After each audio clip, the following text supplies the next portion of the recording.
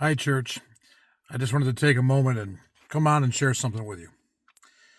This morning early, I got a phone call that my Uncle Mike had passed away very early this morning. And my Uncle Mike was the last of my father's siblings. My dad was the oldest of 7 kids. Mike was the youngest of those 7. There was one girl, my Aunt Peggy, and 6 boys. and Mike lived in Texas. I hadn't seen him in many years, but over the last few years, we would talk every few months. And I always enjoyed those times. And we loved Mike. When I say we, I mean Steph and I and my kids.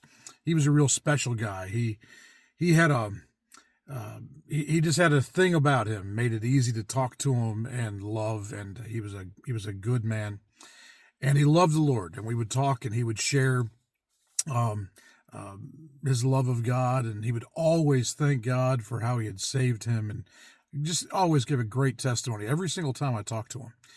The last several years, Mike had been quite ill, and so his activity had been curtailed significantly.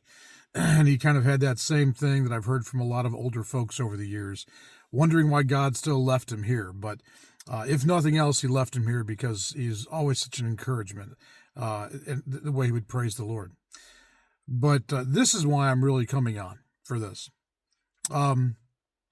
Mike got to see his mom today, my Grandma Reed. He got to see her for the first time in about 42 years.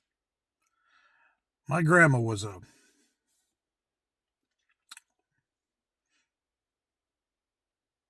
she was a very special woman, and she was a prayer.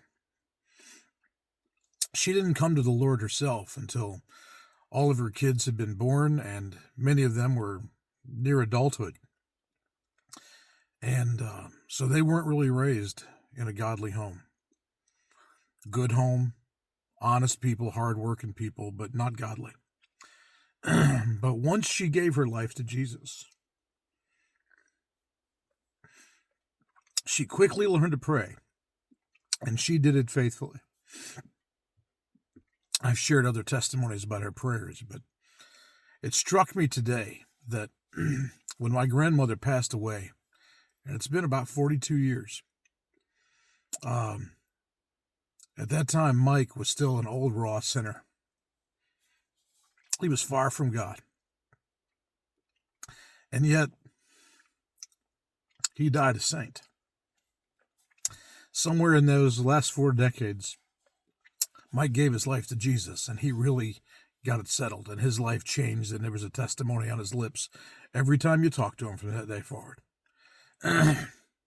I think my grandmother probably already knew that, but today,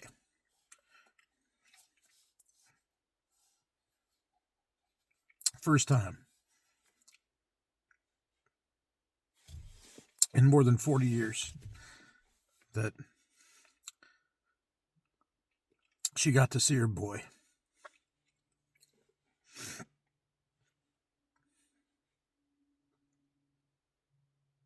And they met around the throne of Jesus. And I'm crying, but I'm about to preach myself happy.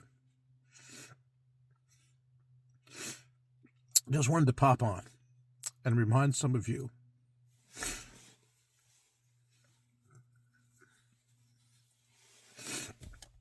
like Anna, you're crying out day and night, and you're just not seeing answers.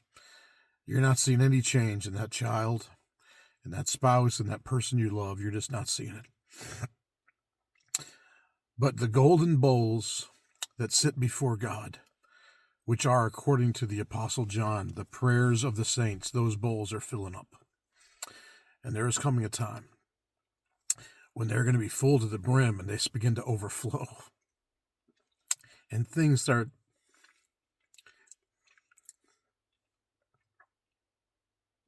coming down from heaven. Things that were deposited through your faithful prayers. And they're going to fall upon the lives and the hearts of those that you think are so far gone and so hard. that they're going to be impervious to the work of God, but they're not. You keep praying. You keep praying. God is still moving. There's going to be other stories like Mike's, I know, coming right out of this house. Love you.